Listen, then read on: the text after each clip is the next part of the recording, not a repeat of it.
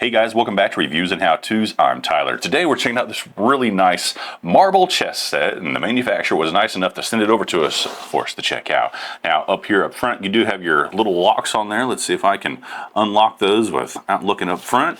Struggling with this one over here.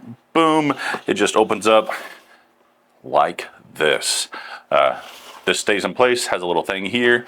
It's going to come with some basic instructions and stuff, and a way to easily pull out your pieces. Boom, right there are all your pieces. And then the same thing down here, it does have a little thing so that you can easily pull out your board. So you can set your board on here if you would like, and this board, that thing is super heavy.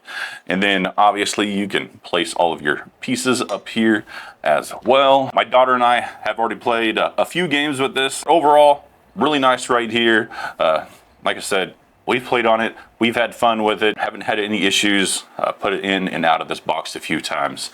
Haven't had any issues with the pieces as well. So yeah, if you're looking for a nice marble chess set, go ahead and check this one out.